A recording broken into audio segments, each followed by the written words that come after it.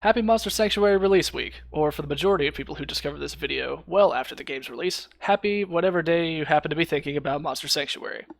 Whether you already have the game or you're just thinking about picking it up, and whether you want guidance on your first steps or you're just curious what I have to say, welcome. I'm glad you're here. I'm JD, and we're going to take a deep dive on the options that you have for your starting monster in Monster Sanctuary. The first steps of the journey in many games are memorable, and in some games, the choices that you make in the beginning are highly influential in your playthrough. A classic example of this is selecting your first starter in Pokemon.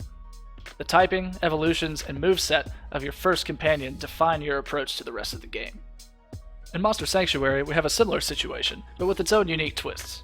We're going to take a look at each of the 4 Spectral familiars that you have the option of selecting at the start of the game. Their base stats, their skill trees, their shifting options, and potential team combinations that you may want to use them in.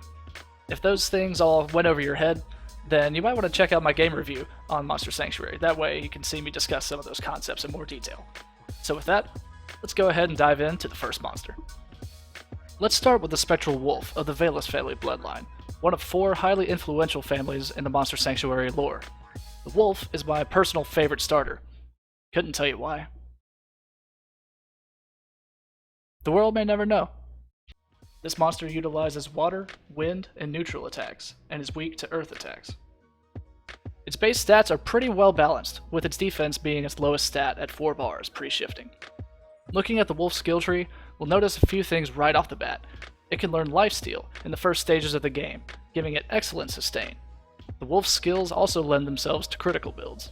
Claws deals increased critical damage compared to other attacks, Hunt increases the crit chance of the whole party, and Ice Spears will apply bleed stacks when critical hits occur, damaging enemies again at the start of their turn.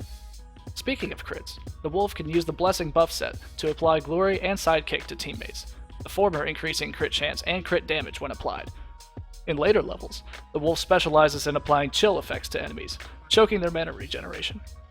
Putting this together with a monster with the Congeal ability will take full advantage of the chill debuff. The Wolf's shifting options are as follows. Light Shift increases each of the stats slightly and unlocks Equipment Mastery, allowing a 4th accessory to be equipped by the monster for extra build creativity. The Dark Shift increases the non-defensive stats a little bit more than the Light Shift, and grants Assault Shield. 25% of the damage that the monster applies with critical hits will be added as a shield over its health bar. Next up, we have the Spectral Toad and the Hackett bloodline. Will is normally the owner of the Toad, but if the player selects the Toad, then young William will own the Wolf instead. The Toad can use water, earth, and neutral attacks, and it's weak to fire. Its base stats are the best for sustain among the Spectral familiars, sporting above average stats in health and mana.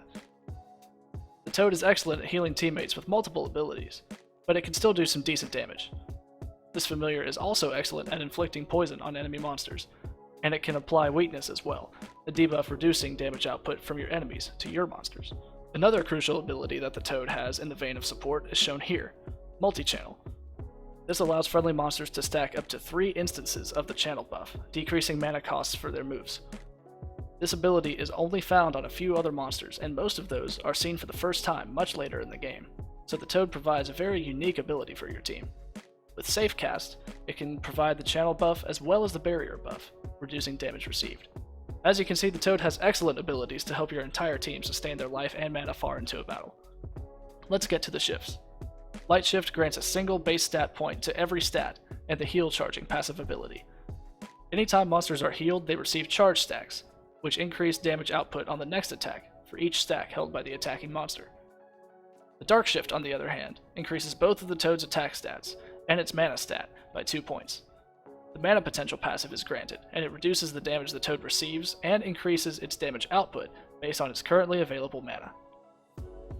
We have a heavy-hitting monster next, the Spectral Eagle. Tied to the Thiazi bloodline, it belongs to Julia by default, but she will take the Wolf if the player selects the Eagle. It represents fire and wind, and has a weakness to water attacks. Note that it is not capable of dealing neutral damage like the others.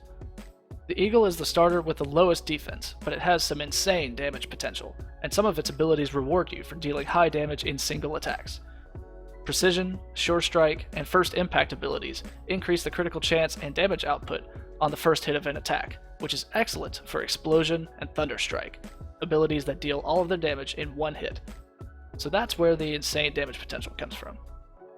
While it has the lowest defense among starters, the Eagle does have the ability to revive itself and other monsters.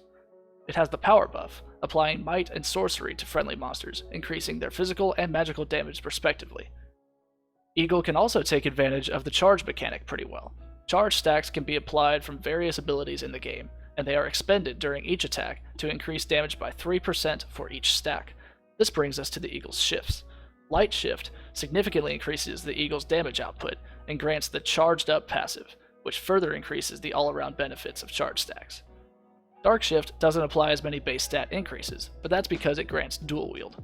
A second weapon can be equipped to the monster at half effectiveness, but this can be pretty powerful depending on the weapons that you select. Finally, we'll discuss the Spectral Lion, the Narasimha bloodline in the lore belonging to Leonard unless the player chooses it, where, you guessed it, he takes the wolf. The most balanced set of base stats belong to the Lion, 5s and 6s across the board. It's weak to wind and attacks with earth, fire, and neutral attacks. The Lion is best suited to critical builds, period. Critical Heat is available to be unlocked very early, applying a burn with the first critical hit of an attack, and I encourage you to take full advantage of it. Use equipment to stack the crit chance as well as crit damage, to take full advantage of Claws, Fire Claws, and Jewel Blast, all dealing bonus 50% critical damage. And Shred, which in late game can get up to 70% bonus damage, hitting all enemies. The Lion can apply the glory buff like the wolf, but it's paired with regeneration here instead of sidekick. So each monster will heal at the start of its turn if it maintains the regen buff. Now, for the final set of shifts we'll discuss today. The Lion's Light Shift increases each of its stats slightly and gives it buff mastery. An additional stack of each buff, additional stacks at half strength mind you, can be applied on the Lion, which goes nicely with its critical mass ability. The Dark Shift boasts a slightly larger stat increase compared to the Light Shift, and here we have Heroic Assault, which gives each party monster a bonus of 1% to its critical chance for each buff that it possesses. Phew, well, that was a lot of information. Which familiar did you pick? Or if you've played multiple files, which familiar is your favorite and why? Let me know down in the comments below. I'd love to see your thoughts. If you want to see more Monster Sanctuary content, be sure to subscribe and hit the notifications bell. That way you'll be notified whenever a new video drops. I'm JD from Grey Duke Gaming. It's been my pleasure to hang with you today.